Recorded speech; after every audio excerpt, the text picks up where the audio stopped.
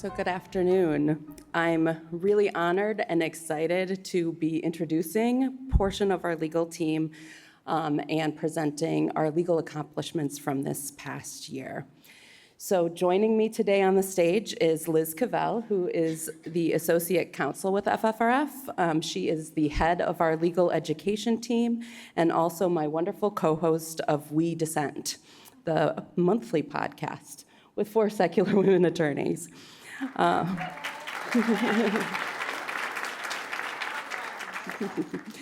She received her BA in English from the University of Florida in 2005. After college, she spent a year as a full-time volunteer with AmeriCorps. She received her law degree from Tulane University in 2009. She worked as a deputy public defender in Southern Colorado before joining the foundation full-time as a staff attorney in January of 2013. She's also a mom to 3 boys, Oliver, Simon, and Tristan, who was running around here earlier this morning, who she raises with this relatively unknown guy named Andrew Seidel. Patrick Elliott is our senior counsel and head of our litigation team. He's been with FFRF since 2010 after graduating from law school in Wisconsin, and as a result, he did not have to take the bar exam, but he is still a quality attorney. He's a key member of our team overseeing the ongoing cases, advising on amicus briefs, and helping to mentor our younger attorneys. He's also a dad to 2 young boys, Louis and Oscar. And finally, we have Maddie Ziegler. She is FFRF's trusted staff attorney and head of our intake team. She graduated from the University of Wisconsin in La Crosse in 2011 with a BA in English Literature and Political Science. She received her law degree from the University of Wisconsin in 2014. So that meant she also didn't have to take the bar exam, but I had to take it. This is why I'm bitter. But I don't hold it against her either because she's an incredible advocate. She began her career at FFRF in 2012 as an intern with the legal team and has been around FFRF in one way or another since then and is now our intake attorney. I wanted to mention at the outset that we are going to do something a little bit different this year with Q&A. We have a box that is right in front of the AV guys and ladies back there. And Greta, one of our legal assistants, is going to be circulating with cards. We'd like you to write down any questions that you have for the legal team or our C4 panel that will be here after I get done or the legal department gets done. So write your questions on those cards and put them in the box. And then at the Q&A, which should be in about an hour, we will go through them. So if you have questions, please find somebody with an index card so you can write them down. And also, because I'm moderating the Q&A and I have aging eyes, I just had to get bifocals, please write legibly so I can see them. So today we're here to discuss the legal accomplishments from this last year. After 2 incredibly difficult years at the Supreme Court, with them gutting civil rights protection, upending Establishment Clause jurisprudence, and privileging Christians through increased protections and exemptions, we've kind of found ourselves to be in this rebuilding phase. Despite all of these odds, our team is finding its way. We are embracing our roles as dissenters, and we have done some really incredible work this year. So I'm really excited for you guys to hear about it. But first, I just want to give you some insight into our team. This is the 2023 legal team. Most of them are here today, so they are around the room. If you could stand up and wave.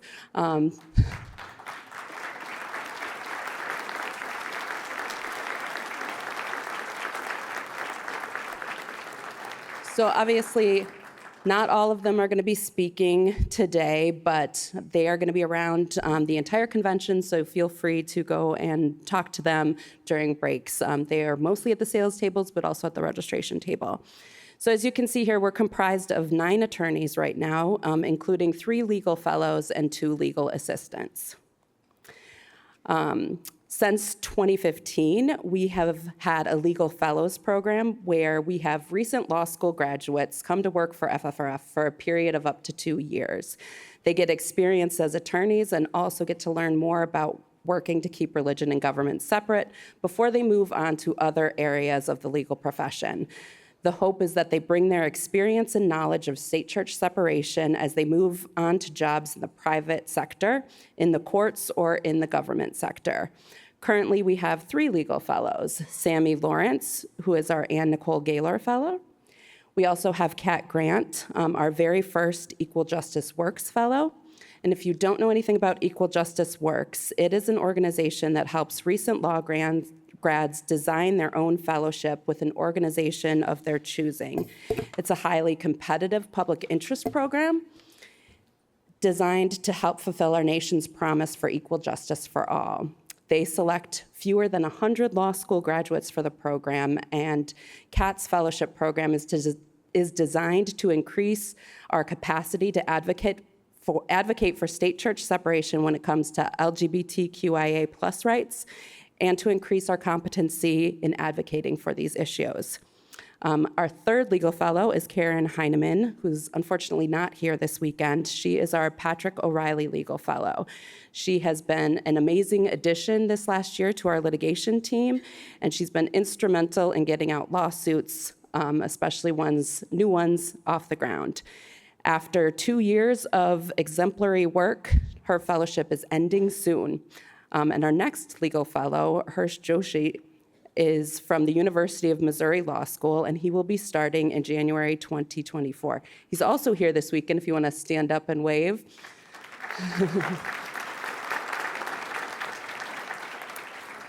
We also continue to have a strong law student internship program. During the spring of 2023, we welcomed Max Anthony from Wake Forest School of Law in North Carolina as a remote intern. Fortunately, we didn't have a picture of him, so he's just represented here by a stick figure. I'm sorry, Max. But he was real. And in the summer of this summer, we had 4 law student interns, 2 from the University of Wisconsin, Emily and Tyler.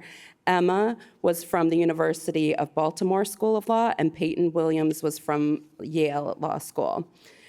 We are also lucky to have undergraduate interns join the team. One during the summer, Maddie Naisbitt from Georgetown University, and currently Aiden Culver from the University of Wisconsin is spending the fall semester with FFRF. He is also here somewhere.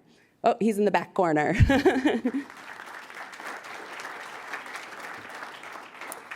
So now I'll turn to our work to keep state and church separate. If you come to these conventions every year, you know that there are 3 ways that we do that: through litigation, advocacy, and education. We have a team devoted to non-litigation advocacy efforts, trying to resolve First Amendment violations without going to court. We also have our litigation team, which takes lawsuits when complaints can't be resolved. And we have a team devoted to what we call legal education, which involves our efforts to educate the general public about the importance of state-church separation, what these violations looks like, how they can be resolved, and why it's important to resolve them. As you know, over the last 7 years, religious liberty cases have been of increased interest to the Roberts Court. They've been taking more and more of these cases, and this is an area where the court has definitely moved the needle the most. Because of this, our attorneys have turned our attention to cases on the High Court's docket. We monitor petitions for review, monitor the cases that are taken by the court, submit amicus briefs when it's appropriate, and then listen to the oral arguments, debrief those arguments, analyze the opinions that are handed down, and then explain them to you, our members, and the media. So watching the Supreme Court has become a huge part of our practice here at FFRF, more so than ever. June is the biggest month of the year for the Supreme Court, and therefore is a very busy year for us. This year, we were involved with 2 of the cases on the court's docket, and Patrick is going to talk a little bit more about those later. But I wanted you to know that we are always watching the court, figuring out what's coming next and how to make sure that FFRF's voice is always represented. It's something that we've always done, but nowadays is becoming a larger part of our work. So now I will turn it over to Liz.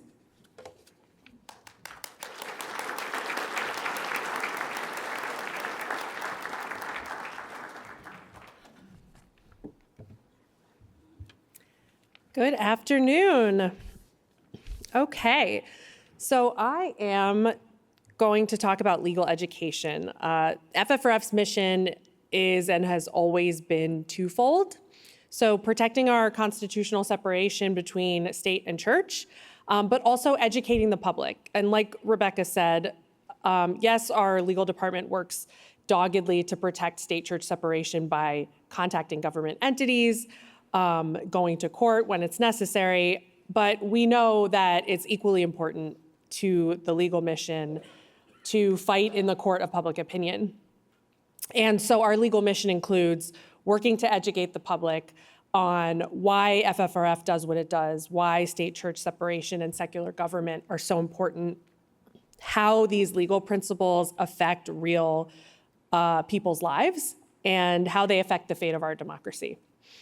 So our legal education work takes many forms, and I just want to highlight today a sample of what this work has looked like throughout the past year. So at last year's convention, we introduced to you the new project that is a joint project of FFRF and American Atheists. It's our legal podcast, We Dissent. It's a monthly podcast. It's the brainchild of Rebecca, and it is created and hosted by 3 women attorneys in the secular movement. That is me, Rebecca, and Allison Gill, the Vice President for Legal and Policy at American Atheists. We launched it last year, and we've continued to produce it throughout 2023. It takes a lot of work, pre and post and recording, but we've now had 22 episodes, and we've covered every important Supreme Court case involving state-church separation or religion issues. We have covered the weaponization of religious liberty. We've talked about threats to our personal freedoms by the Supreme Court, the rise of Christian nationalists in state legislatures and in the courts, religion in public schools, religion in the prisons, and more. And we've hosted expert guests, including Rachel Lazar from Americans United, Sasha Buchert from Lambda Legal, Katie O'Connor, Demand Justice, Professor Corbin from the University of Miami Law School, and Liz Reiner-Platt from Columbia's Law, Rights, and Religion Project. So we now have had more than 46,000 episode downloads of our podcast, and this is without formal marketing, which is a goal of ours in the coming year. A future goal for We Dissent is to do more professional marketing so we can expand the reach of our podcast. But you can listen to We Dissent, any favorite podcast app you have, and we would love to hear your 5-star reviews. Or we accept 4.9, I think, is the lowest you can go now without disturbing our average. So, but we're really proud of it. We're trying to lift up the women voices in the secular movement and also give our legal perspective on what's going on in the courts and in the legislatures. So another highlight from our legal education efforts this past year are our attorney blogs. So we try to blog regularly from the perspective of our legal staff so that we are kind of getting our voices, our perspectives out there on state church issues. And this year, our attorneys have published more than 20 blogs. Again, we use our blogs to communicate on not just to communicate on important issues affecting secular government, but also to make the case for how and why our legal mission extends beyond pure state-church separation, where there are so many threats to secular government in so many different forms.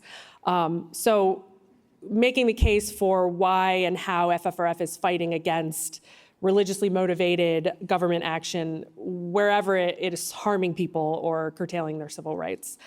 We have blogged on topics going from the history of religious school funding, the harm of religion in healthcare, the lack of secular retirement homes, religious exemptions and religious privilege, and more. And the majority of our blogs this year were written by our tireless legal fellows that Rebecca introduced, Karen Heineman, Kat Grant, and Sammy Lawrence.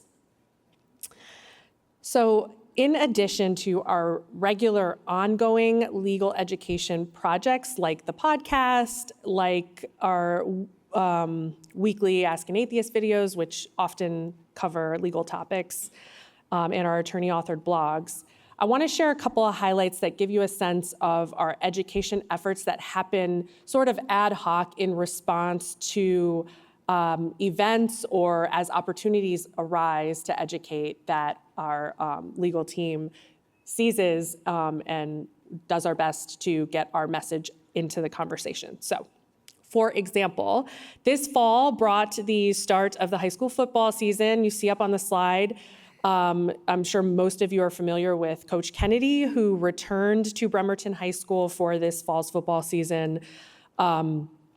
He was the coach, if you don't know, who sued the school district in Bremerton, Washington, because they asked him to stop his longtime practice of praying on the 50-yard line with students. Long story short, the Supreme Court lied about the facts of the case in order to rule in his favor, basically holding that all he sought to do was pray briefly, quietly, and privately during his downtime. And so they violated his free exercise rights by asking him to stop. Because he won after years of litigation, his prize was he got his job back. So September marked his return to the football field, which of course he hyped with his usual media tour. And so FFRF wanted to respond and push back on his media narrative, which has done so much damage throughout the years of this litigation. So we placed our billboard, as you probably might have seen this morning, near Bremerton High School. This is the second time we've done this, pointing students to our Know Your Rights campaign materials on our website and trying to put the focus back on students, which of course was lost in this whole debacle and in the court's opinion. And we used social media to point out the truth of the case during the week of his return to the field. And then I wrote an op-ed that was published in the Seattle Times to also tell the story of the case and the damage it's done from FFRF's perspective. So that's one example. Another example I wanted to highlight is educating professionals. So another important effort in fighting back against Christian nationalism and threats to state-church separation is making sure that the people with power understand what's at stake. And part of that includes educating lawyers and judges on these issues. So our attorneys, Rebecca gave you, a glimpse, but we have combined experience in this field amounting to decades. And because of this, we are recognized experts on First Amendment issues. So we have been invited and we have looked for opportunities always to give continuing legal education seminars and presentations to our peers in the legal profession. So over the past year, in December of 2022, FFRF attorneys, along with AU's Andrew Seidel, Guy, in teaching recent Supreme Court cases involving the First Amendment to the Dane County Bar Association. That's the county that we sit in here in Madison. We gave that same presentation to the Dane County Legal Association for Women. That's a group of lawyers and judges in the county. In March of 2023, FFRF attorneys were invited to also teach about the impact the courts had on the Establishment Clause before the American Inns of Court. That is a professional network of lawyers and judges. It is regularly attended by judges, and it also is attended by justices of the Wisconsin Supreme Court. So it's a prestigious group in the legal profession, and it's been really important for FFRF to get our perspective before that group of legal professionals. And also, we were really excited about this. For the first time this year, the State Bar of Wisconsin called FFRF's legal director, Rebecca, and invited an attorney to come speak in their continuing legal education series called This Just In, to speak about the big Supreme Court month of June and all the significant cases that came down. So Patrick Elliott actually presented for the State Bar on the 303 creative case that came down last summer, and that was part of the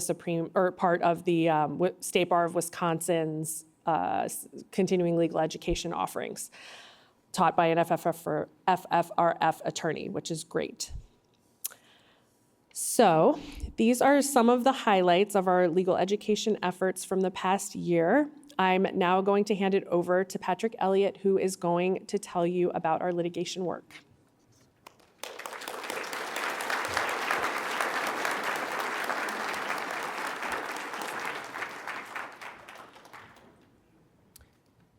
Thank you. So just fair warning, you're about to hear from two attorneys who have not passed a bar exam. Myself and Maddie, and it's in a thing in our office because we have lawyers who've come from different law schools. So the joke is basically if you go to Wisconsin or Marquette and you graduate, you don't have to take a bar exam. If you made the mistake and went somewhere else, then you do have to take it. So Maddie and myself are representing that contingent in the office. So I'll provide just kind of a snapshot of our lawsuits. And we're doing a lot of legal work, and we're trying to highlight a few aspects. So hopefully we can hit some of the big points for you all. And I have an overview just in general of kind of where we are at this point in the year. We have 7 cases in progress right now. 3 cases that I'll talk about that are victories, either completely finished or hopefully we've won and are in a good place. And then also talk about our amicus briefs, or some of our friend of the court practice, which we've kind of referenced. The Supreme Court is taking all these big cases, and we want your voices and FFRF's voice heard on some of those issues. And then I've also talked about 3 new lawsuits that we filed just within the past year. And the first, Annie Lurie had kind of given a little preview of this case. So this is our Bill of Rights display. Again, if people would like to put one up in your state capitol, reach out to FFRF. We did that in Texas in 2015. And so this is a very long-running lawsuit. This is a case brought against the Governor Abbott for censoring our display when there was a forum to place it in the state capitol. And I often tell people that lawsuits take a long time to resolve, and they don't necessarily believe me. But this was filed in February of 2016. And just this year, for the second time, we won at the Court of Appeals. In that case. So this has been a long-running, 8-year legal battle, and I'm hopeful that this will be the end, that the governor will, wave the white flag. So thanks to our attorneys on that case, Rich Bolton and attorney Sam Grover, who was at the registration table. He argued that case before the very conservative Fifth Circuit Court of Appeals earlier this year. And we're winning. So basically we have one on appeal, and the only thing that remains is whether FFRF and our attorney can recoup a substantial amount of attorney's fees. That's the only aspect that is still pending. And in another case we filed last year that we're basically winning is in South Carolina. So we filed suit over this Christian Learning Centers.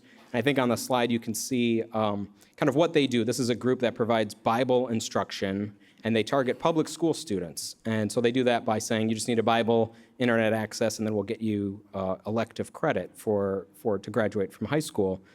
So this is a group, that's all they do. They don't do anything else. They provide, in Greenville County, they provide religious education. They were granted $1.5 million in the state budget last year. And this is all they do. So it's obvious that there was no kind of secular justification. We sued on behalf of 4 of our members and state residents.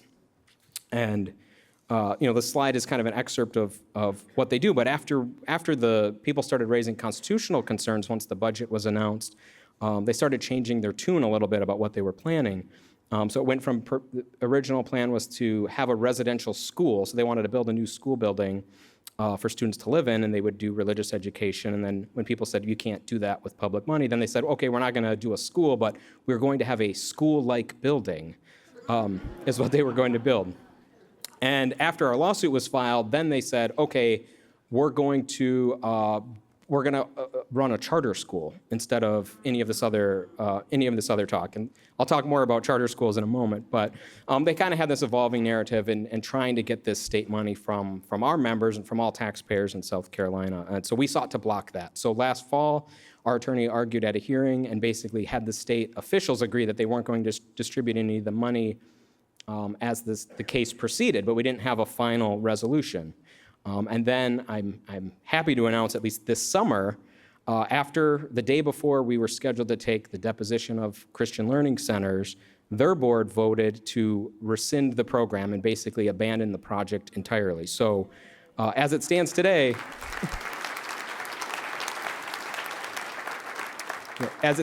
taxpayers will be able to keep that $1.5 million, and it will not go to Christian Learning Centers. And that case remains pending to make sure that they can't change course once again. And so I'm hopeful that that will come to a soon conclusion if we can get guarantees that they won't otherwise come up with a scheme to get that money. One of our other cases that's been or that's about to be a success, maybe I'm celebrating too soon, but this is one case you may have all heard about. In 2022, it was in the news where a religious revival was held in Huntington High School in Huntington, West Virginia.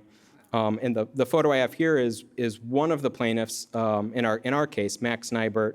And what is kind of inspiring or interesting about this case is, this revival was held at the school, but the students really did a great job. And I think the people in the community understood state-church separation better than some of the employees who work in a school system.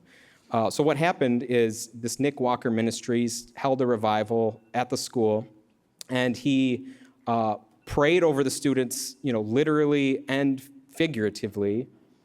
He told them that they'd suffer eternal torment if they didn't make a decision for Jesus that day. It was a real hard fundamentalist sell. And besides Max, who's pictured here, so he organized a protest and walkout of the school after this happened, and he's won a scholarship and an award from FFRF. But some of the other students, and this is where I'm inspired, knew immediately this was wrong. Two of our plaintiffs were in classrooms that went to this event, and they were texting their parents, like, this can't be happening, we're at school. So I think it's encouraging that, some in the younger generation, without much legal research or anything, knew that state-church separation exists and that this was wrong. And they are right. This of course, shouldn't be going on in a public school. And so today, for the first time publicly, I can announce that they are about to achieve what they wanted to do, which was to make sure that this can't happen to anybody else again. And so the Board of Education in Cabot County is scheduled to vote on Tuesday, October 17th, for a third and final time to pass complete overhaul of their policies related to religion in schools. And some of those changes include mandatory training for employees, includes directives to administrators to monitor compliance, and includes greater detail on what religious activities are prohibited. So you can be looking forward to an announcement from FFRF in the coming weeks about the final resolution of this case. And again, this case isn't about money, but that is a component. Having FFRF and our attorneys that we're working with fight this very hard for the last 18 months. And so they also will be covering our costs and attorney's fees in that case.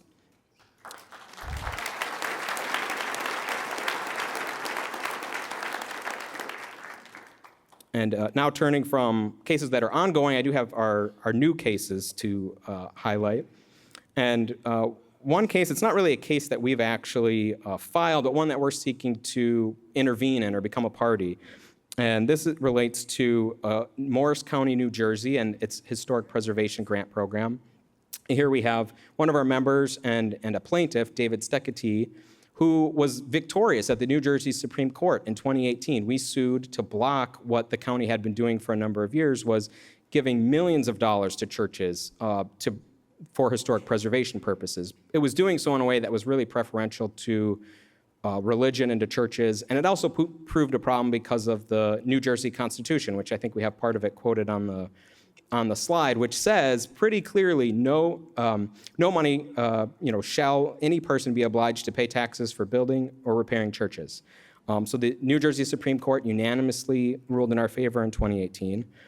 So subsequently, after we won, the county stopped giving out the grants to churches. Well, this year, 2 churches have now sued the county because of that, saying that they must get the money because of recent U.S. Supreme Court decisions saying that that would discriminate on the basis of free exercise. So FFRF and David Steketee are seeking to intervene in that case and seek to really uphold the spirit and the letter of the New Jersey Constitution. And so we are waiting a decision on whether we'll be able to intervene. Again, our attorney on that case, Sam Grover, and also Ryan Jane, who you're going to hear for a little bit, are working on that case. And I mentioned charter schools, and there's been some talk of this because I think it's also been in the national news recently. And I mentioned there's a few of you from Oklahoma who are here, so you may know where this is going next. In Oklahoma this year, this is a major case that we filed and that we're participating in, is a challenge to the state's approval of the first ever religious public charter school. And it sounds wrong to say that, a religious public school. The state's virtual charter school board approved St. Isidore of Seville Catholic Charter School. So we're working with a coalition of groups on this case, including Americans United, the ACLU, the Legal Education Center, and a really broad coalition of plaintiffs. So these are parents of public school students, faith leaders, public education advocates. They all object to what we do, spending their tax dollars to fund a religious school that, not only that, but it will discriminate on the basis of religion and discriminate on the basis of LGBTQ plus status and indoctrinate students in religion. And so this is all in violation of Oklahoma law and our country's promise that our public schools will be open to all. And St. Isidore has not been shy about what they do. They want to provide a religious education. The application says that the school will participate. Let me see. Yeah, it says that the school will basically participate in Catholic evangelism. And so on Monday of this week, I have a lot of breaking news for you all. On Monday of this week, the Oklahoma Virtual Charter School Board formally voted to approve of a contract with St. Isidore. And that lawsuit is pending in state court. And our latest lawsuit is also out of New Jersey. We filed a lawsuit that seeks to protect the rights of conscience of atheists, non-theists. And we filed to challenge a person who was required to swear the New Jersey Oath of Allegiance. And you can see on the bottom, the "So Help Me God" on our slide is the problematic part, the bolded part. So on October 3rd, we filed this lawsuit against the Secretary of State of New Jersey to ensure that candidates who want to run for public office are able to do so without having to swear, "So help me God." James Tassone, the plaintiff, was not permitted to omit that "So help me God" language in his filing candidate petitions. And FFRF had sought several times to have the Division of Elections reverse its position on the oath, as it's common practice. If anybody's served as a juror or had to fill out an oath, usually you can request an affirmation in place. And in fact, in 2020, we sued the Secretary of State of Alabama because voters there were not given an option to omit the "So help me God" language on their voter registration oath.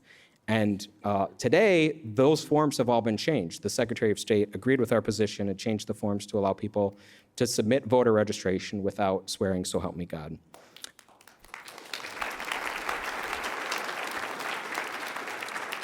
And so we are hopeful that the state will change course after reviewing our lawsuit. Again, this was just filed earlier this month. And there's been some reference to us weighing in on other people's cases. They're amicus briefs, as the attorneys will call it. Some of those are at the Supreme Court. Some of them are at other levels. We've kind of selected a few to at least give you an update on what are the types of cases that we've weighed in on. One is the 303 creative case. Are you familiar with that? People have heard about it. That was decided by the Supreme Court this past term, and we did file a brief in that case. And one of the troubling things is this was a Colorado person who runs, or who says she wants to design websites, including wedding websites, although she hadn't actually designed any by the time she had sued, saying that she couldn't do so for same-sex couples. So she sought to block, a part of Colorado's law that prohibits discrimination. And so FFRF weighed in on this, first saying, hey, this person doesn't have standing. This is all a manufactured case, really, to get at a culture war issue, and there's not an actual dispute between actual parties in this case. And we also weighed in pointing out that this can lead to greater religious discrimination in all sorts of different businesses and endeavors. And the other case that we had decided that we wrote on at the U.S. Supreme Court is Groff versus DeJoy, which is one that maybe is a little more under the radar, but it concerns an employee of the U.S. Postal Service, a carrier whose job was to fill in for other employees. And he held that position to fill in his district, and he wanted to not work on any Sundays ever. And the smaller Postal Service office that he worked at was unable to accommodate that. He sued, and his case went all the way to the Supreme Court as a matter of employment laws to whether they had to permit this. And his lawsuit really sought to do a big thing, is to completely change, the relationship between employers and employees and what kind of standards would apply. So thanks to attorney Liz Cavell, who wrote our amicus brief on this case, FFRF sought to really protect that balance between coworkers who are not religious and them not having to be forced to take up the burdens of a religious employee. And FFRF also cautioned that religious employees can't be allowed to harass other employees, their customers, or their clients. And so those are the two Supreme Court cases. We also did one here in Wisconsin. We filed a case, another case that may be under the radar but could have very drastic implications. It's a case about Catholic Charities Bureau, which sought to be exempt from the unemployment insurance system. Because it's a religiously affiliated institution, even though the particular division wasn't engaged in any religious activities. So we filed a brief pointing out the concern that, hey, there are a lot of religious hospitals and educational institutions in Wisconsin. If you allow this, you're basically allowing all of these people to no longer be protected, the employees to be protected by unemployment insurance. So FFRF's brief was cited during oral argument in September at the Wisconsin Supreme Court, and that case has not been decided yet. And then finally, we are about to file another amicus brief in a case involving Southwest Airlines. And this one also was in the news that some of you may have heard about. There, the very conservative judge ordered as a contempt sanction the attorneys for the airlines to take religious liberty training from Alliance Defending Freedom. And so some of you may be familiar with Alliance Defending Freedom. It's a Christian nationalist organization. They take a lot of the other cases on the other side of us. They have a very specific Christian worldview, and they certainly are an inappropriate entity for a judge to require attorneys to take any training from. And so we're going to be arguing that and filing that brief next week, and that case should be decided next year. So this is the overall snapshot of our litigation efforts. We have other cases that we're monitoring and working on, and I will hand it off to Maddie Ziegler, who will talk about some of our non-litigation advocacy.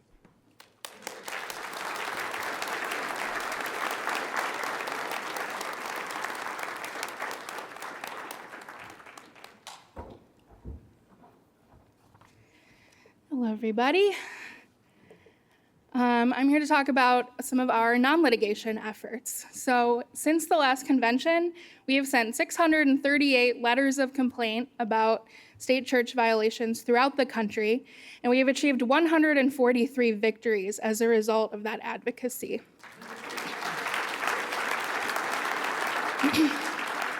The bulk of those victories are in the public schools as well. And so I will now tell you about some of these cases we've handled. You may have seen recently we caused a pretty large firestorm in Alabama when staff attorney Chris Line sent a letter of complaint about Auburn University coaches promoting a religious event called Unite Auburn. Coaches, including the Auburn football coach Hugh Freeze, promoted the event on social media and attended it with Freeze and the chaplain of the basketball team, which is a thing that they have also, baptizing students at the event. And not to make you watch Fox News, but I'll let them tell you a little bit more about this complaint. Well, yesterday we reported a little bit on a phenomenon, really, or something special that happened at Auburn University, where a bunch of students, including athletes, almost 200, were baptized. It was mostly a spontaneous ceremony. Apparently, one kid wanted to get baptized, and then a lot of others did as well. It's a beautiful thing to see. Well, not to some, as they observe this, because Auburn is a public university. So an organization called the Freedom From Religion Foundation, which not tells in the you Constitution. everything you need to know about the organization, because as Rachel points out, it's freedom of religion, not freedom from religion. So they're an anti-faith, anti-Christian group. They've now sent a nasty letter to the president of Auburn, Christopher Roberts. And here's what the atheists have to say about this. They said these ongoing and repeated constitutional violations at the university create a coercive environment that excludes those people who don't subscribe to the Christian views being pushed onto players by their coaches. I don't know if the tone there is really warranted from the Fox News. That's what we said to the school. And in addition to a ton of press coverage, we've generated some outraged responses from politicians like the governor of Alabama, Kay Ivey, and Ted Cruz, who tweeted at us claiming we sue people who put up Christmas trees, which is not true and not really what we're talking about at all. We did have a response to that here, noting that we're not fleeing to Cancun when the going gets tough. Unlike Ted Cruz. Unlike Ted Cruz, Auburn University itself has not yet made any comment on this, and we're going to continue to follow up with them. And we filed a records request for more information that we will be following up on. Next, I'd like to tell you about the County of El Dorado, California, whose Board of Supervisors issued a proclamation last July declaring that every July would be American Christian History Month. This passed 4-1 with Lori Parlin, who's on your right, voting against it. The resolution attributes cherry-picked generic religious references to support for our Christian heritage and includes outright falsehoods like the claim that George Washington added "So help me God" when taking the oath of office, which is completely untrue. Chris Line sent a letter of complaint shortly after this passed, pointing out the problems with the resolution. 31% of county residents are non-religious, in which we pointed out in our letter, and some of those residents caused a lot of local outcry about this proclamation. One county supervisor eventually expressed regret for not voting against it, and eventually, a few weeks ago, the board unanimously voted to rescind this resolution.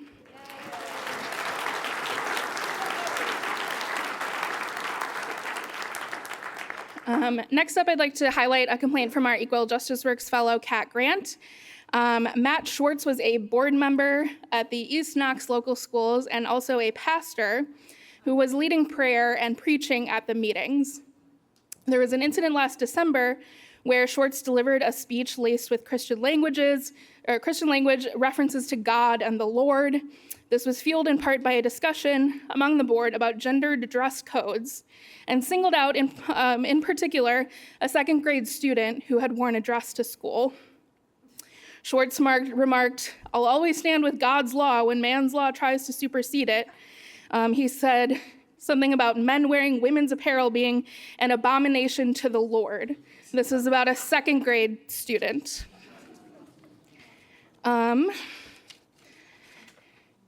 And so we sent a letter of complaint about this. It was apparently not enough to persuade him, but after Schwartz checked into it with his own attorney and learned that, yes, we were correct and given the same advice, that he could not pray at school board meetings, he said, "I had said clear back when I first got on the board, originally I was appointed on the board, that if it ever came between the church and the school, I'd have to go with the church." And after 7 years on the board, he resigned.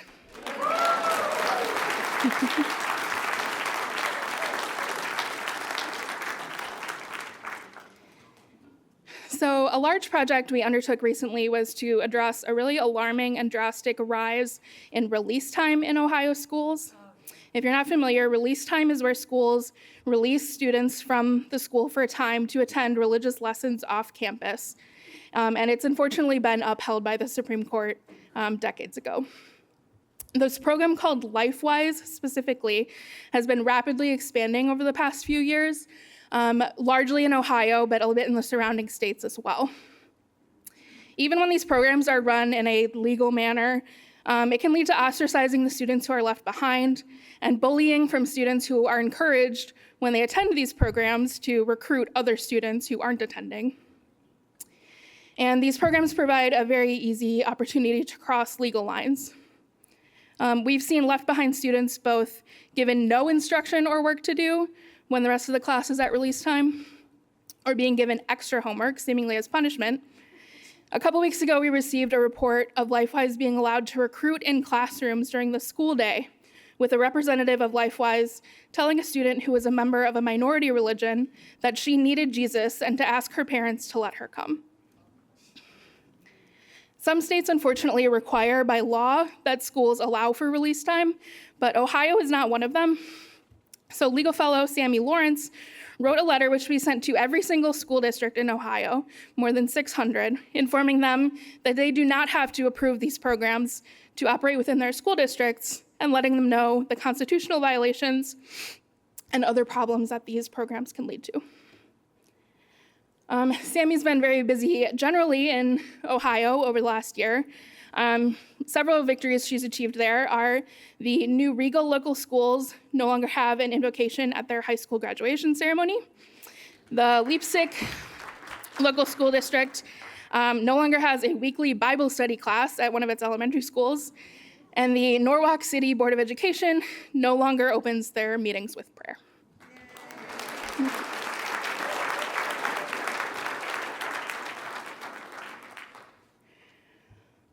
In June of this year, in Eastern Carver County Schools in Minnesota, we sent a letter of complaint backing up Chaska High School sophomore Eli Frost, pictured here, who gathered more than 600 signatures for a petition asking his school district to move future graduation ceremonies from a local church to a secular venue. Frost told us that he was confused and annoyed to learn that a megachurch was his high school's graduation venue. And his concern deepened when he realized the church had a long history of making derogatory public statements about the LGBTQ plus community. At a board meeting, we sent a letter of complaint, and at a board meeting on September 6th, the board was told by its legal counsel that they faced a substantial risk of litigation if they chose to continue to use the church's facilities. The board voted, and next year, for the first time in 20 years, the Eastern Carver County grad ceremonies will not be held in a church.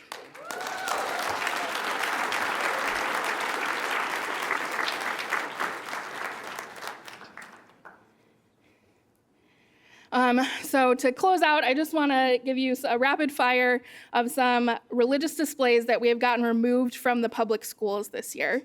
This is Scott County Schools, Tennessee. This was on a school bus. Our government makes sin legal, our God does not. Jesus is coming soon, and boy, is he mad. It's no longer on that school bus. This was in a news article about the West Sabine Independent School District in Texas. This is the superintendent of that school district, and this is his desk that says, "Trust in the Lord," with the full Bible verse from Proverbs on there. He is no longer displaying that on his desk. Might be a little bit hard to see, but you might notice this is Harlingen High School in Texas. The middle T in that word commitment on the wall back there bears a slight resemblance to a Christian cross. They repainted that after we sent them a complaint. This is John 3:16 written out in the Skiatook High School in Oklahoma. This was on the walls of a classroom. This has been removed. This was an alphabet Bible verse poster at a preschool within the San Bernardino County schools in California. They had to scrape the bottom of the barrel a little bit to do some of these letters. They had to go with an exalt for X, which I think is a little cheating. And for Z, what they had to go with was, "Zacchaeus, come down immediately. I must stay at your house today." That really inspiring Bible verse we all know and love so well. Unfortunately, the preschool students can no longer be inspired by that because it is not there anymore. And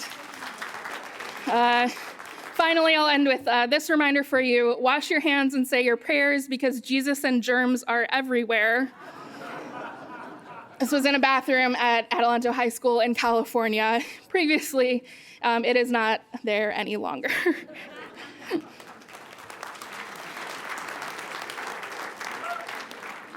So those are the highlights from the intake team's year. If there's a possible constitutional violation in your community that you think might make a good legal victory for us to report on at next year's convention, the link to report violations to us is up there, ffrf.org/legal/report. And thank you all so much for your support. None of this would be possible without it.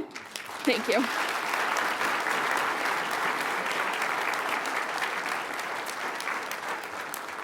Next up, we have the folks from the FFRF Action Fund, and the legal team and the Action Fund are going to have a joint Q&A after that talk in about 40 minutes. Please submit your questions in writing to that question box at the back or to Greta roaming with the index cards. Thank you.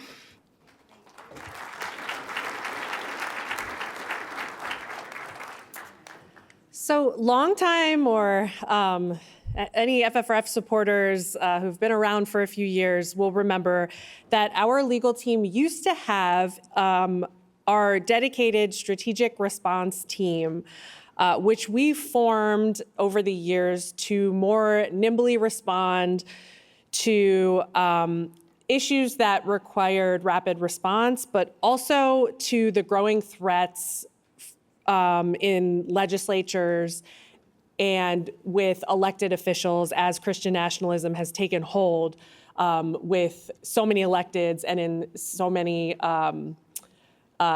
state legislatures and in Congress. So it has had long been a goal of FFRF as we did work through the strategic response team to eventually create our own 501c4 arm, which is a dedicated lobbying arm of the organization that can do so much more of that type of advocacy because it's not bound by the 501c3 rules and limits on lobbying. So last year, we finally established the FFRF-AF, the Action Fund. And I am just going to quickly introduce you to our two dedicated AF staffers who are working nonstop to get the Action Fund off the ground and just hit the ground running with our legislative and advocacy efforts. So Ryan Jane is our senior policy counsel. Ryan went to law school at Lewis and Clark in Portland, and he worked at FFRF starting in 2015 while he was in law school, and then began full-time with us as a legal fellow in late 2015, and since then has been with us, started as a staff attorney in September of 2017, and now he's our senior policy counsel working primarily with the Action Fund. We also have Mark Dan, who was actually hired as our first full-time director of governmental affairs, our boots on the ground in Washington, D.C., starting in spring of 2019. So he worked in that capacity for us since then, and he comes to us from a long line of experience on the Hill. He was director of governmental affairs for the Secular Coalition for America before he came to us, served as federal affairs director for Compassion and Choices before that. And he now was naturally inducted into the C4 arm, and he has been leading there as the director of governmental affairs, dedicating his time full-time to C4 and advocacy efforts. So they are going to tell you all about the C4 activities over the past year. Very exciting. Welcome our FFRF AF.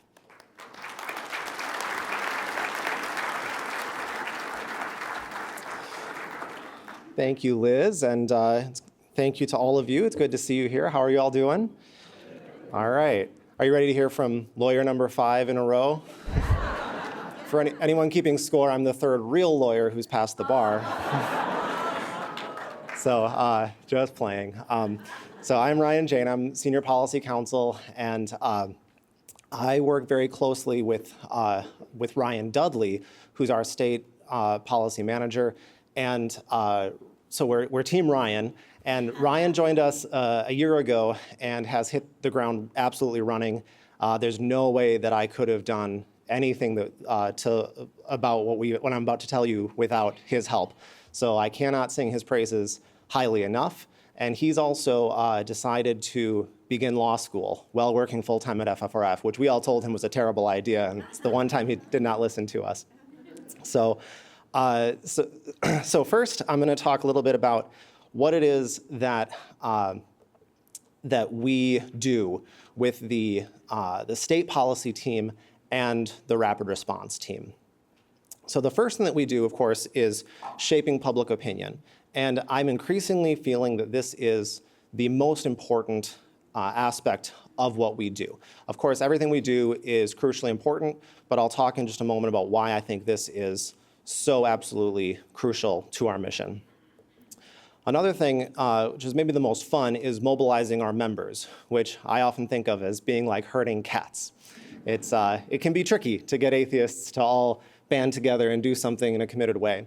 But I will talk a little bit about how successful we've been and how much credit you all deserve for all the actions you've taken. And without all of you, we would not be anywhere near as effective, because a huge part of what we do is just pointing all of you in the right direction. Another big part of what we've done, especially in years like this, is a focus on state legislation. I'm going to talk about it's been the busiest year we've ever had, and we have been just feverishly busy tracking bills, taking actions on different bills, testifying before legislative committees, trying to do all we can at the state level, which is, in my opinion, becoming increasingly important. And then finally, we also handle urgent matters. So when something needs to be dealt with immediately, when something hits the news in the morning, we are the ones who jump in to write statements either for the Action Fund or for the C3 for FFRF itself, or to if a legal letter needs to go out instantaneously, we will take care of that, which is honestly perhaps the most fun aspect of my job. It's something different every day. You come in, see what bizarre things have unfolded while I was sleeping, and then say, all right, let's get to work. So to share some of the numbers of what we've done so far this year, this is from the last convention in San Antonio up until this week.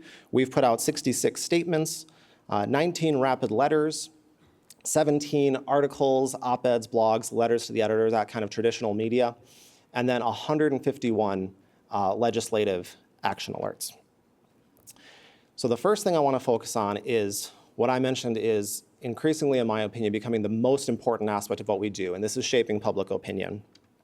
And the reason I think this is so crucially important is that I've come to understand with my time at FFRF that we're not going to win the state church battle through litigation alone. And we cannot win legislative battles without getting public opinion on our side. That's just not how it works. So we have to focus as much as we can on education and on outreach, and to bringing as many people as possible into our ranks of understanding these issues and agreeing with us that secularism is worth fighting for. So we engage in a number of different ways.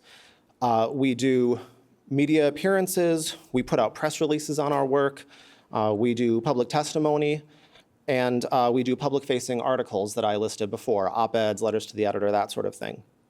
And all of these we then amplify with our various social media presences, which allows our work to reach thousands of people with relatively minimal work. But traditional media efforts still very much have a place. And so one example is op-eds. So I write op-eds with some frequency, and there's one example. I wrote an op-ed in Ohio about vouchers, which to my opinion, private school vouchers are perhaps the single greatest immediate threat to state church separation in the country right now. And so I wrote an op-ed that was published in a paper in Ohio, just explaining all the reasons that vouchers are a terrible idea and nobody should support them, and why the rhetoric of school choice is incredibly misleading. And I was surprised about a week later to have a letter from the US Senate on my desk. And I thought, what in the world could this be? And so this is the letter. It's kind of hard to read, but here's what it says. It says, Mr. Jane, good piece in the Dayton Daily News. Keep speaking out on local media and to papers all over Ohio. Thank you, Sherrod Brown. So US Senator Sherrod Brown. Yep. That was my thought too. I thought that was pretty cool. It's definitely the first time I've gotten anything like that. So our efforts reach both the general public and legislators, which is exactly what we're trying to do. One example is giving testimony, so both showing up in person to testify, and other attorneys from our legal staff have helped out with that. For instance, just about a week ago, Kat Grant showed up and did a phenomenal job testifying about a bill right here in Madison, Wisconsin.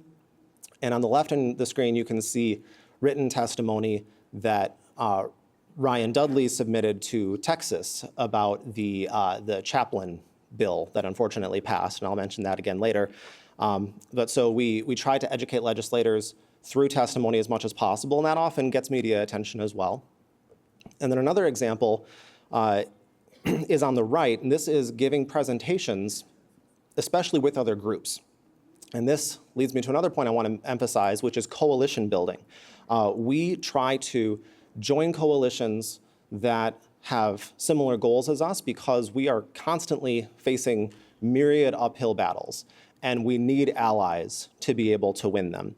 So in this case, this is Ryan working with Compassion and Choices to educate members in Illinois about medical aid in dying and why it's a state church issue. But it's also simultaneously setting the groundwork for a future collaborative effort to advance a bill in Illinois. We're gathering storytellers, we're reaching activists who are going to be willing to go to the Capitol to testify, people who have connections with state legislators. So these are the sorts of efforts that we're doing. We're creating connections beyond our own web at FFRF to achieve our mission.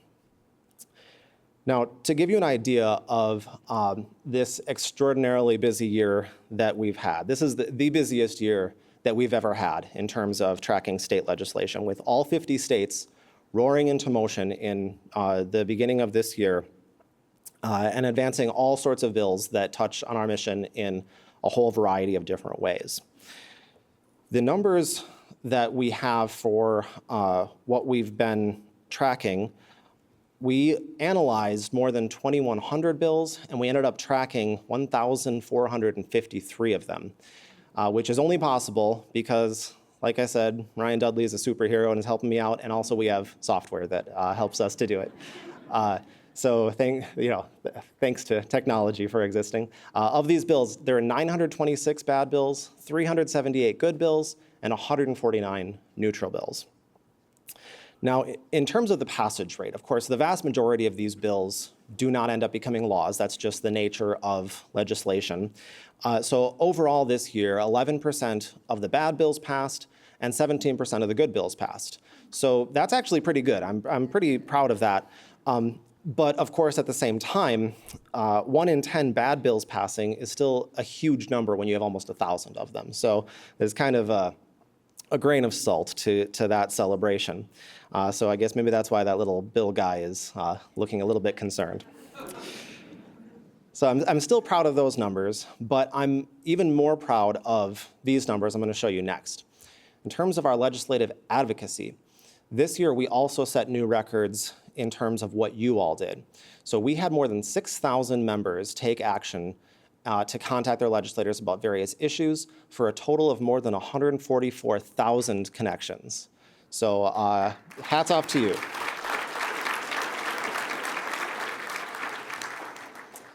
And this next slide, I think, is going to be familiar to most of you since there is so much engagement. But if not, this is the tool that we use to make this engagement so easy. And it's another piece of that same software that I mentioned earlier, that the same software that helps us to track these bills also allows us to give people a really simple way to contact their legislators about this. So this is a picture of an action alert on a federal court reform bill that we did. And you can see that it's kind of hard for you to see probably, but almost 3,000 people participated in this particular alert. And it's really easy. All you have to do is you put in your information on the right to sign in, and then it'll use your address to see who your legislators are. And then you can just click once if you want to send them our pre-written talking points, or you can go in and write whatever you want to write your own way. Click the button and it sends. So super simple. And we hope everyone here has signed up. If you haven't, you can go to our website, which is ffrfaction.org. So tell your friends as well. Now, I'm going to go through some examples of bad bills that we have managed to stop this year. I mentioned vouchers earlier. As I said, in my opinion, the most immediate, most severe threat to state-church separation in the country, and we managed to help stop voucher expansion in Maine. So I see that as a huge victory. Elsewhere, we were much less successful. Vouchers are definitely moving in the wrong direction nationwide. In Oklahoma, there was a bill to put "In God We Trust" on every public building. That bill, fortunately, did not pass. In Arizona, they tried to advance a bill that would have made it mandatory for students to say the pledge, which, of course, is unconstitutional, but would have taken some fight to get the law off the books if it had passed. So fortunately, we won't have to go through that, at least not right now. And then, of course, there were ballot measures that failed, that were really bad ballot measures in Arkansas and in Kansas. The Arkansas one would have put the language from the Religious Freedom Restoration Act directly into the state constitution, and the Kansas one would have put basically stripping abortion rights away into the Constitution. So fortunately, both of those passed. The Arkansas one in particular, I'm proud that we got a lot of engagement from our members, and it passed quite narrowly. So I really feel like we helped to secure what became a very narrow victory in Arkansas. Now let's talk about some of the rosier side of things. What are some good bills that we've passed? We always try to be proactive and try to not just stop all the bad bills, but also make things better. So I have more examples for you of bills that we helped to get over the finish line this year. So the first one is ending child marriage in 3 different states this year, which is a really great achievement. So Connecticut, Michigan, and Vermont all ended child marriage. And if you're not familiar with this issue, you might be shocked to learn that that brings the total number of states that have banned child marriage up to 10. So there are 40 more states to go. California, for example, not only allows child marriage, it currently does not have a minimum age to marry in California. And it requires parental consent or court involvement, but still, you can imagine what typically happens here, where you have, it's usually a teenage girl who marries a man in his 20s or 30s. And in some particularly tragic cases, it's often the case that because she is a minor, the person who is forced into a marriage into a man who has raped her typically, that's the whole genesis of this, is then not legally allowed to get a divorce if he is abusive because she's a minor and she's not allowed to sign a contract yet. So that is an issue that I have been more than happy to jump into with both feet, because that is outrageous and needs to be stopped in all 50 states. So we're making solid progress there.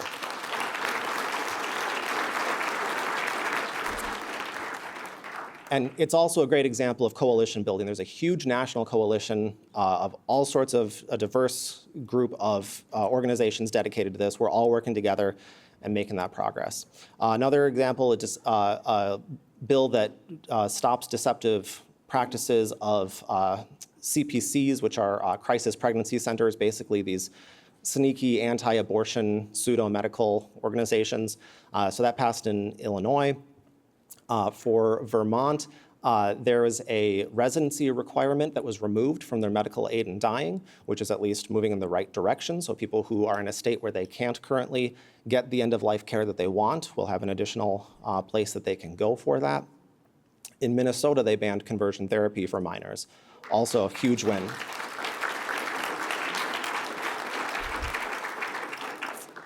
And I got some more for you. So we helped to pass a bill that eliminated the child sex abuse statute of limitations in Maryland.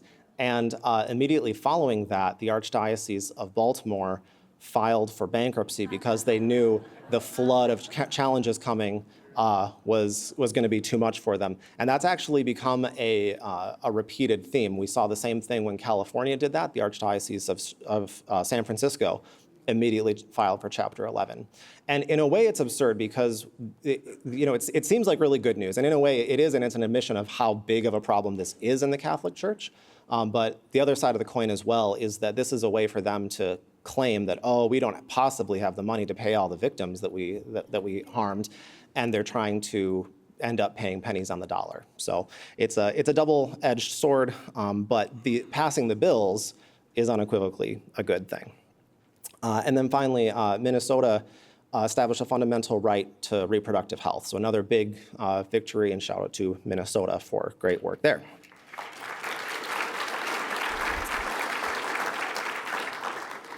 Now, a state that I cannot sing the same high praises about is Texas.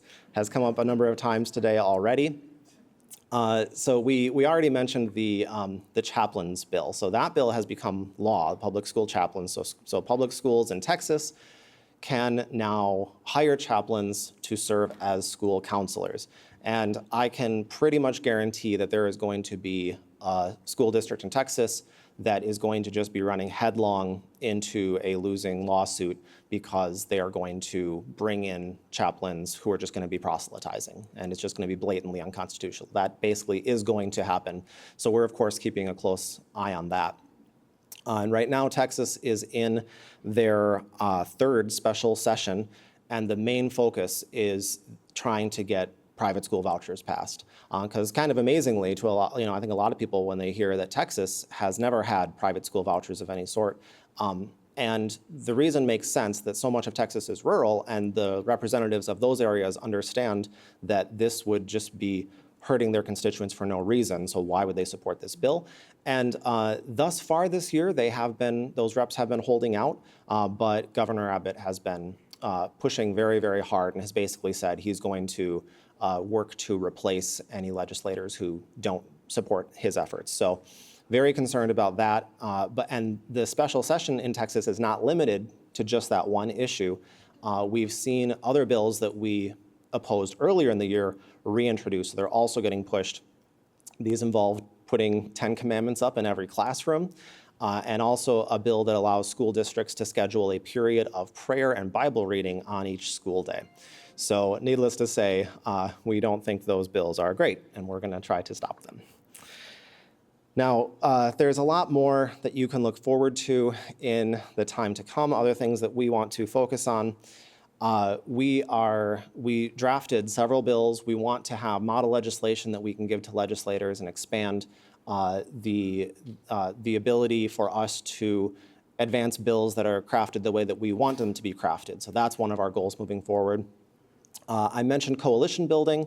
We want to join more coalitions that are supporting issues that we agree with, and where those coalitions don't exist, we want to form those coalitions. So that's another major goal of our team.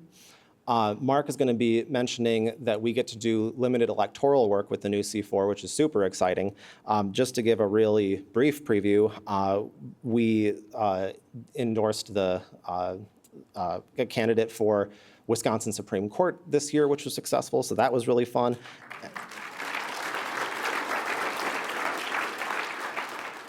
And we're looking forward to endorsing candidates at the federal, state, and local level. A lot of Christian nationalists are focused on school boards and municipal level elections, so we have to combat that effort. And as I said, this is Mark's specialty, and he's going to be diving into that a bit more.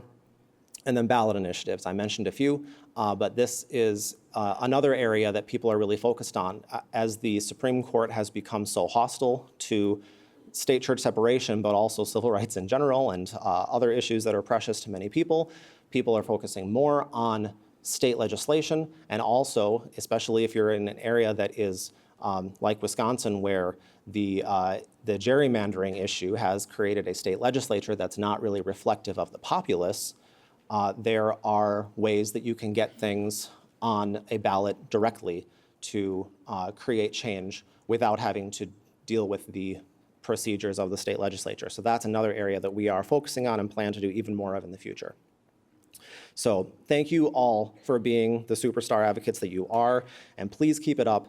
Remember that we have the demographics on our side, and our opponents are counting on us getting jaded and getting fatigued. So please keep up the fight, and we know that we will always have your back. So with that, I'm going to pass it on to Mark Dan to talk about the other side of our work.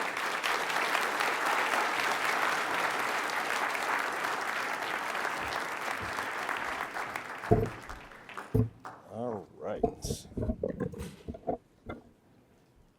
So who's bringing you guys pain these days?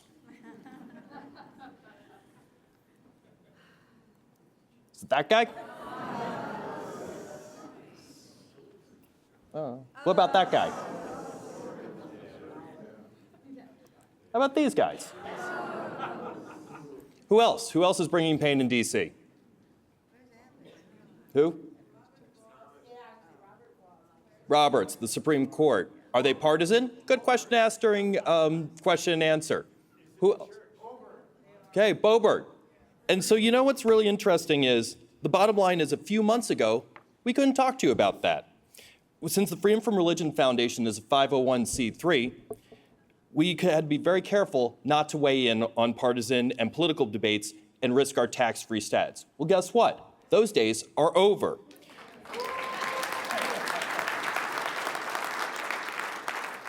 So today, Ryan and I are speaking to you from the FFRF Action Fund, or FFRF-AF, the new 501c4 non-tax deductible organization that functions as the advocacy arm for the Freedom from Religion Foundation. And thanks to the new Action Fund, we can now engage in limited electoral work and weigh in on partisan debates while focusing and maintaining our robust lobbying efforts. So we can now be direct with you about what is happening in DC, what is happening in our state capitals, and what's happening across the country. And we can now really let our attack dogs out like Annie Laurie and Chris, who do a fantastic job of keeping our opposition on our toes and can get a little spicier now. So today we'll talk more about what we've been doing with the Action Fund, why it's important, and how we've been able to utilize new tools to bring you more victories. Operating as just a 501c3 is a very risky proposition these days. Whether we like it or not, the separation of state and church is considered a partisan issue like abortion, especially by the IRS. So we needed the Action Fund almost as an insurance policy. And thanks to Ann and Danny Laurie's leadership, we started to establish the Action Fund during the pandemic. And so many people here tonight, whether it's Rebecca or Ryan and Ryan, Caitlin Berry, our governmental affairs fellow, Scott Nickelbein in IT, Greg Fletcher in digital, our attorney Melissa Schultz, and of course Andrew Seidel, were all instrumental on getting the Action Fund off the ground. But there's two very, very unsung heroes of the Action Fund. We have Lisa Strand and Eleanor McEntee. Eleanor and Lisa, if you're here, can you stand up and be acknowledged if you're here? Okay. If you see them during the break, they really put a lot of time and effort into this. So setting up the Action Fund is a big lift. It requires a lot of compliance work. It requires a lot of accounting work, redesigning systems, and rethinking about how it is. And there's Lisa, who has done an excellent job on the C4. So Lisa, thank you very much with that. So without Eleanor and Lisa, there is no way we would have been here. So now let's talk about our victories. And this is all areas where FFRF Action Fund is leading and we're not following, but these are initiatives that we are moving forward. So guess what? We won on the National Prayer Breakfast. That's a big one.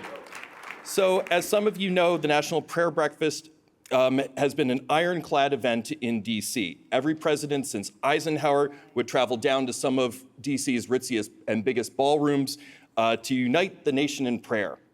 They would genuflect before Billy and Franklin Graham with numerous members of Congress in tow. Naturally, we've been opposed. FFRF led a coalition of secular, including our friends at the Secular Coalition for America, religious, LGBT groups, and individuals to reduce congressional support for the prayer breakfast. And guess what? That happened. So excellent work. And you can read about FFRF's work here. You can also read about it in Washington Post, NPR, CBS News. And we just learned a few days ago from one of our friends at TYT, a journalist named Jonathan Larson. You may have seen him on an episode of Ask an Atheist. He reported that former Senator Mark Pryor is also continuing to walk away from the event. And he was kind of the bridge between a fairly Christian nationalist organization and wanted to put a nice face on it, and then has separated himself. So again, congressional support for the National Prayer Breakfast continues to drop. Another aspect that I am very thrilled out, and we have one on, is Thomas Paine.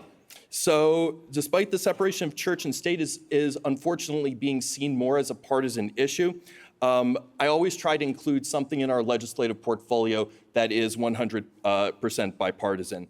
And one thing Democrats and Republicans can agree on is Thomas Paine. And our two honorary co-chairs in Congress are Democrat Jamie Raskin and Republican Victoria Sparks from Indiana. And the Thomas Paine Memorial Association, which, as many of you know, is headed by Margaret Downey, who's a really great friend of FFRF and to so many people here, played an instrumental role in moving that forward. And so what we did is we developed a coalition of Democrats, Republicans, historians, secular leaders, organizations, artists, people from all walks of life. And especially I wanted to thank so many people like Jesse Ramsaran, who did an excellent job, Barbara Stocker, Mandisa Thomas, who really helped us lobby for this. We went to over 30 congressional offices, Democrats and Republicans alike, to get this over the top. And then thanks to all of you, it's not a matter of if there will be a memorial to Thomas Paine, but rather when. So thank you for your efforts.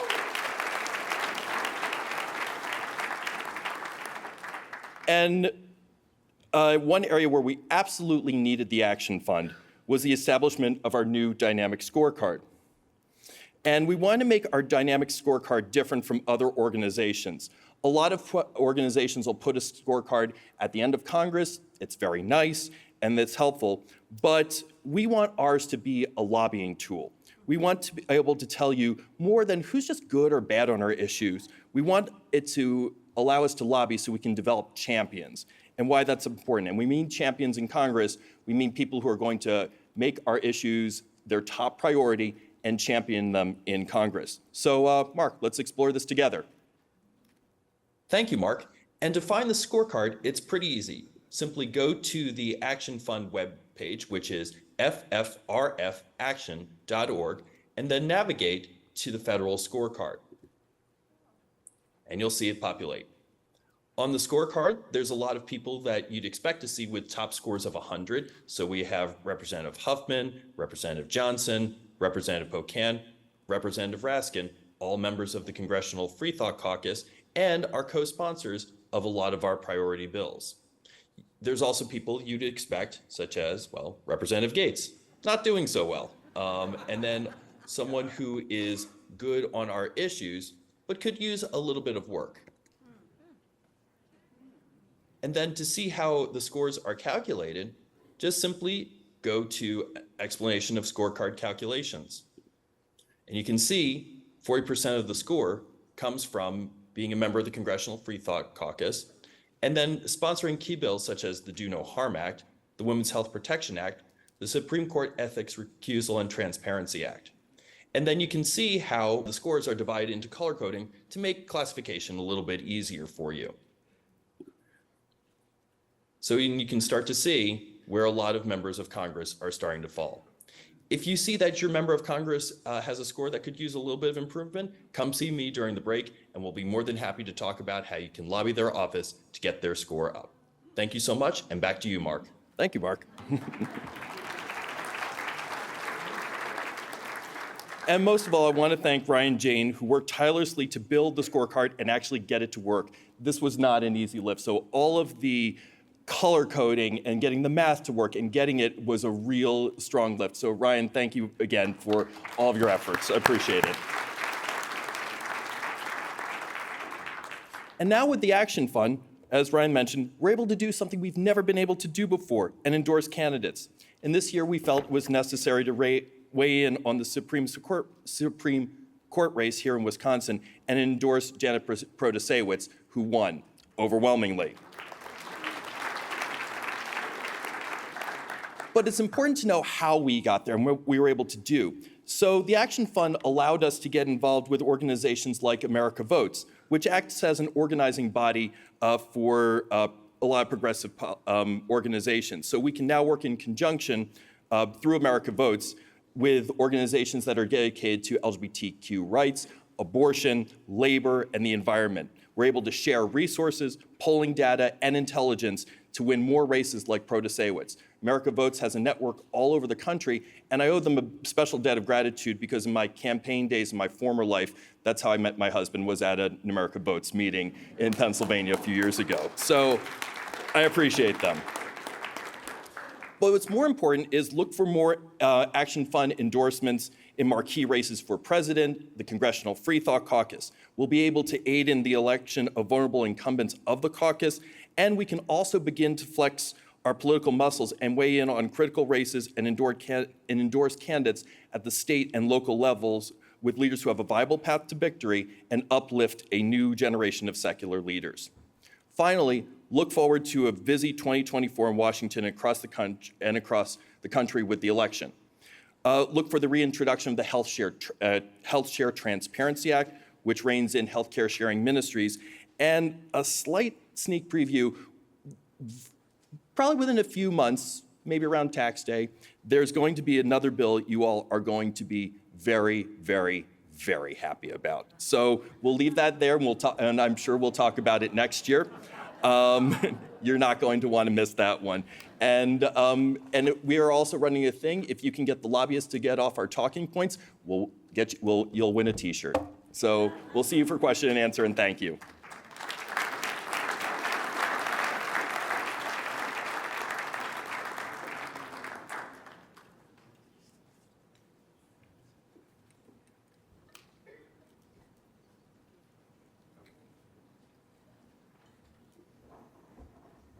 Thank you for your patience during that short break. I'm just going to ask Liz and Patrick to come back up here, or Maddie and Patrick, sorry, to come back up here for the Q&A. We did get quite a few questions. We've got about 20 minutes, I think, before the break, so we'll be able to go through them.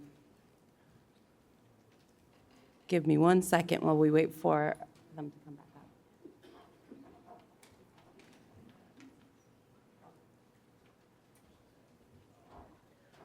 All right, so for this session, which again is new to us, we've got 2 people from the C4 and then 2 attorneys from our legal department. I will read you the questions and you guys can decide amongst yourselves who's going to answer. So the first question, it's a good one. In our current political climate, how important are the appellate courts? How stable are the appellate courts compared to the Roberts Supreme Court? I guess I'll start.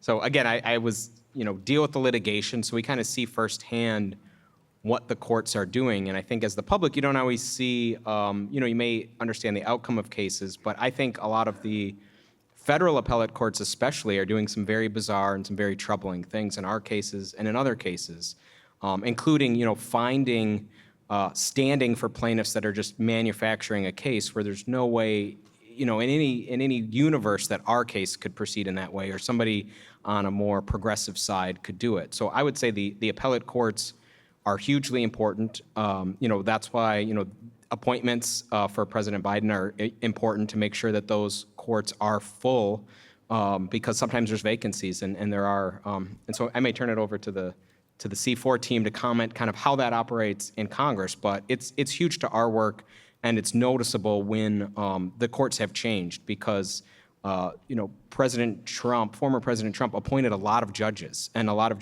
those judges are in appellate courts, and they will be there for a long time.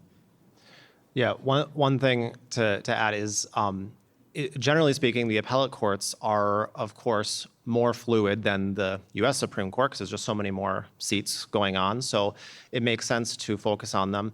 Of course, also the U.S. Supreme Court can't take all the cases they want to. There are so many cert petitions every year.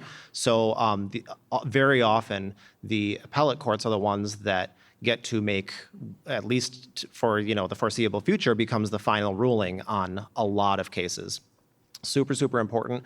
Another final point is that we advocate for expanding the U.S. Supreme Court, and there's been a solid increase in public support for that, but a lot of people are really nervous about it because it's been at 9 for so long. People feel like that's maybe a bridge too far, so it's kind of been a hard sell to get people over to that.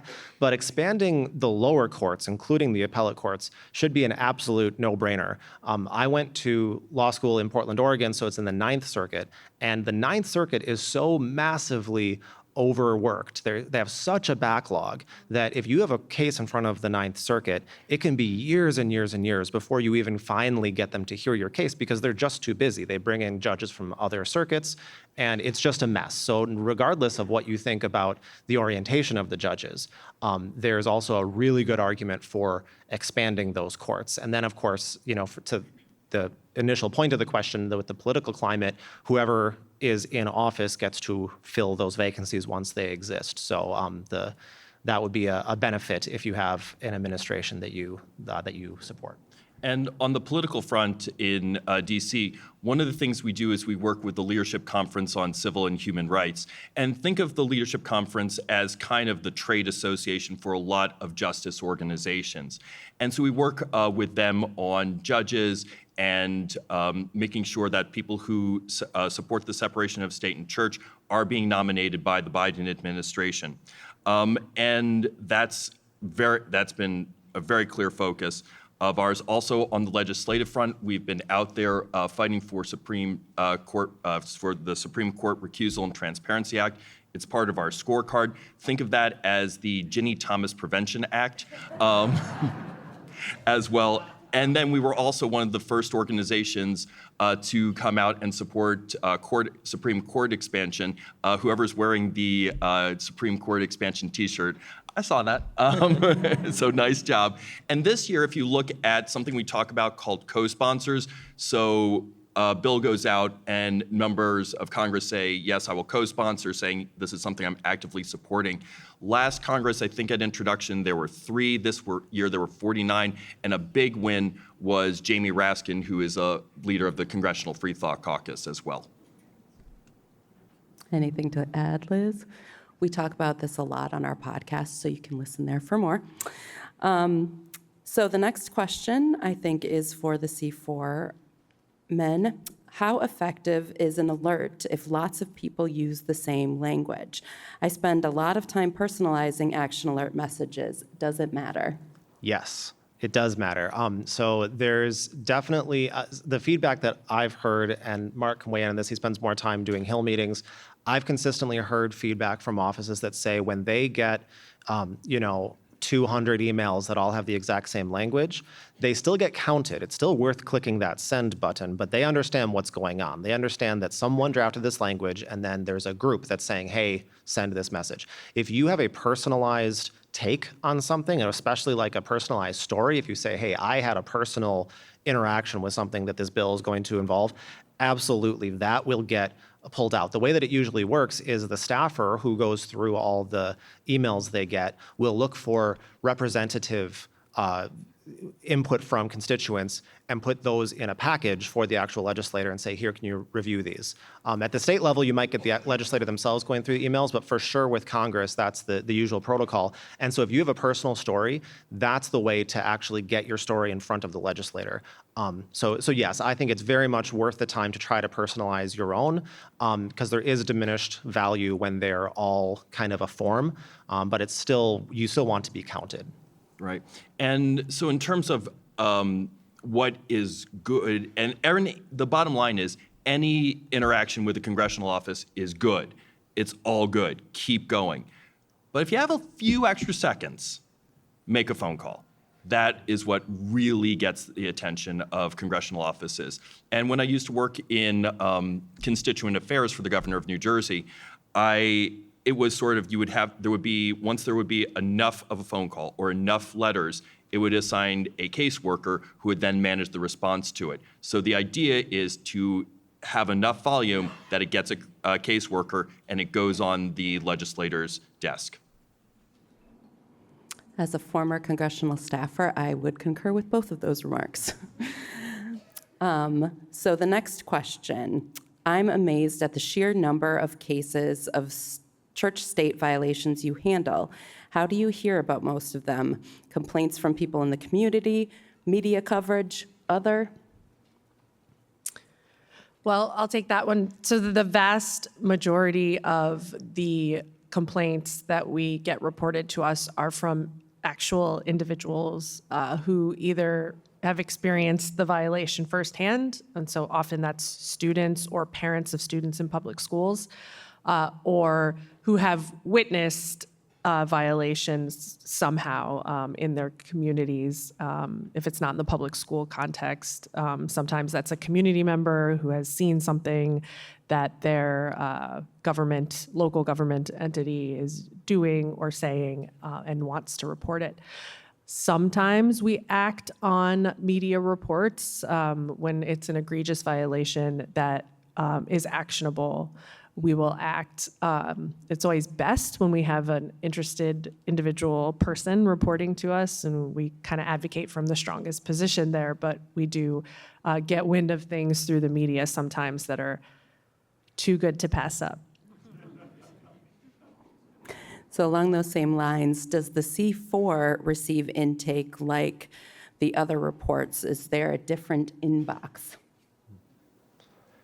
There is a different inbox, so you could send things to info@ffrfaction.org.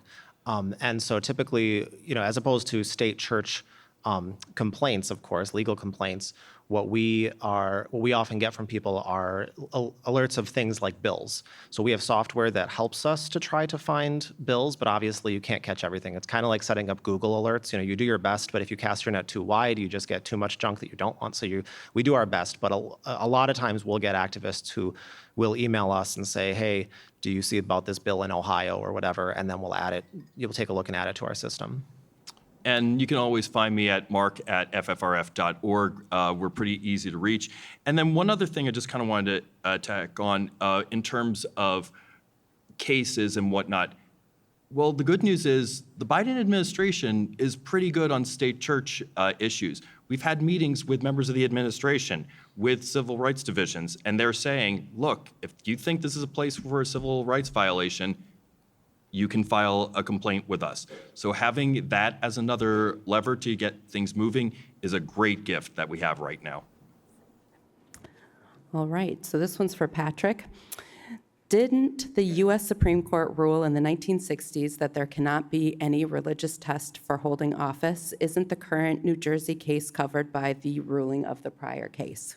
Yeah, thank you. So somebody knows some of their legal history. So it's the Torcaso case, and I'm sure that he had won awards from FFRF at past conventions. But yes, like the religious test for office is a problem. We also we cited that case in our actual complaint, which I should give credit to Sammy Lawrence, who's here, who drafted this complaint, and I think will lead us to success in this case, because besides the problem of religious tests for office, it's very obvious that there's other constitutional problems with the idea that you could force somebody to swear, so help me God, when they don't believe it. So it's both an establishment clause problem, a free speech problem, and then a religious test for office. So yes, that case was actually cited in our complaint. So congratulations to whoever was aware of the Torcaso decision. Many state constitutions have clauses forbidding spending on religious private schools. I hear there's a movement to fight these anti-religion spending restrictions. Can you address this issue? Would it require a state constitutional amendment to overturn these restrictions? So I can speak to that a little bit. We ran into that argument in our original Morris County, New Jersey case, and it is a very frightening movement. It would depend on what the actual ruling was. So if they get everything they want, groups like ADF that are fighting for this, what they want is for the U.S. Supreme Court to say that these, what we call no aid provisions, violate the free exercise clause of the First Amendment. That would be really bad news if that happens, because that means a state constitutional amendment would not help. You would have to get the U.S. Supreme Court to overturn that ruling and fix it, or else you would have to amend the U.S. Constitution, and good luck with that. So we are obviously fighting that very vehemently. There are a lot of states that have already said that they interpret their provisions to be in line with the U.S. Establishment Clause anyway, so it's not always as helpful as you would think.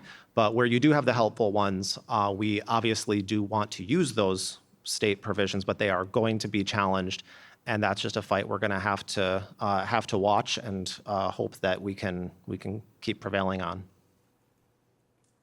So how or why is it legal for churches to distribute vote no flyers to parishioners regarding upcoming issue 1, which is reproductive rights in Ohio? And how do we fight Moms for Liberty candidates getting on local school boards? Two-part question. Two different questions. So on, Rebecca, jump in if this is wrong. On churches being able to weigh in on, I'm hearing the question as a referenda on a ballot initiative. So unlike weighing in on elections, opposing or endorsing candidates for elected office, 501c3s, which include churches, can actually weigh in on ballot initiatives. So there's a distinction made there by the IRS. Not that a church was ever stopped from weighing in on an election either way, but when you do see churches, C3s like FFRF as well, could weigh in. I mean, now we have a C4, we can do all of the above, but even our C3 arm could weigh in on how to vote or our position in a referenda or a ballot initiative. Moms for Liberty.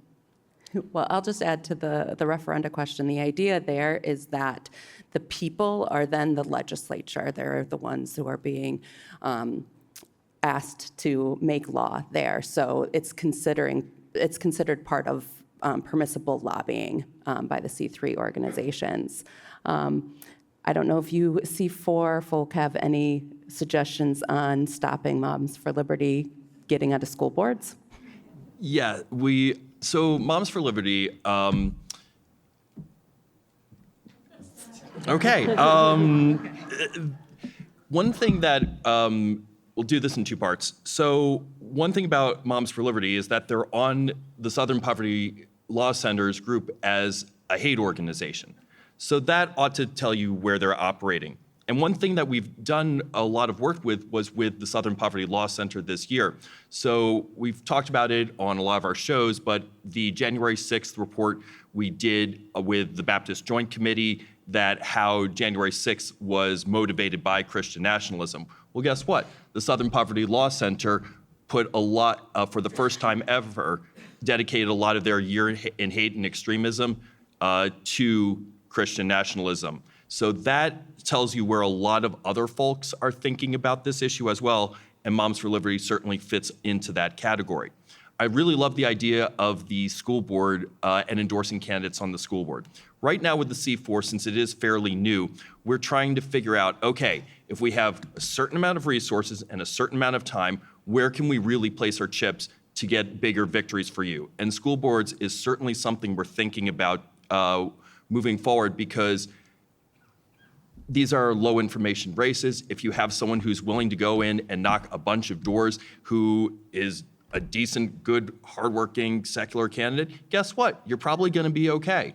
There's a lot of opportunities. A lot of it is getting the information out, and a lot of it is figuring out where we have a good source of expertise. So for example, Wisconsin, we might have a critical mass to do it there, but we want to be targeted and smart, so we're not playing whack-a-mole, because if we start playing whack-a-mole, we're in trouble, and that's where we can win, is by being smart and strategic and focusing in on an area, and that's how we can go after Moms for Liberty. Yeah, and if you've ever thought about running for something yourself, that's a pretty good idea and, yeah, spot to start. So we only have about 3 minutes left, so I'm going to ask my very verbose colleagues to be a little more succinct. You mentioned the religious freedom training provided by Alliance Defending Freedom. Does FFRF run or is planning to run a non-religious training program to counter that? I mean, I guess this is more legal. So Liz had referenced the training we do is actually about what courts have done and what an area of law is doing. I think the religious liberty training is something we're not really interested in being court ordered. We wouldn't participate if a court were to order us to do that for attorneys in some case.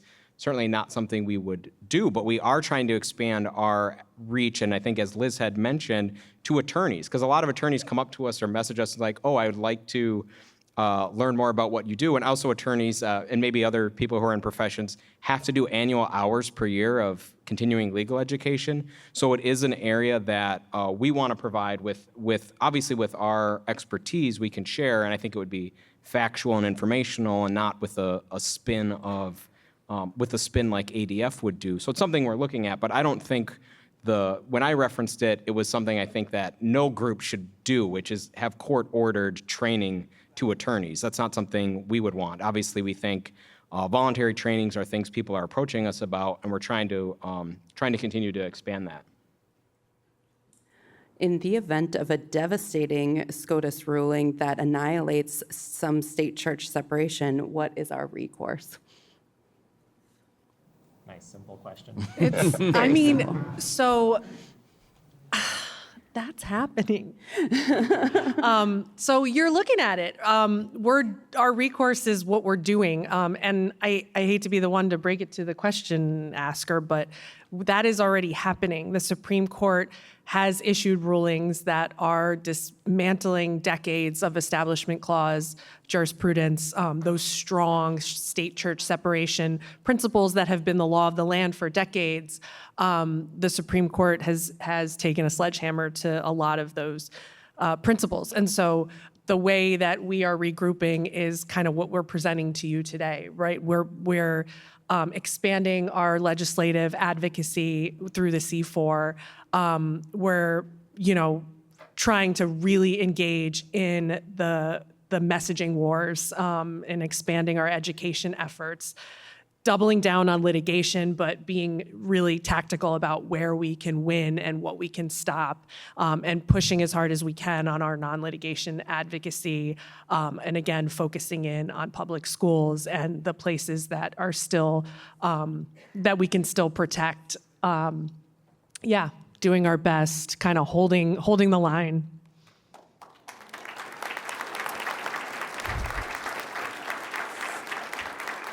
So we are out of time. There's only 5 seconds left. So if you wrote a question down and submitted it and it wasn't answered, there's a zillion attorneys out here willing and waiting to answer those questions during the break. And obviously, Mark and the Strategic Ryans are also happy to answer any questions you have about the C4.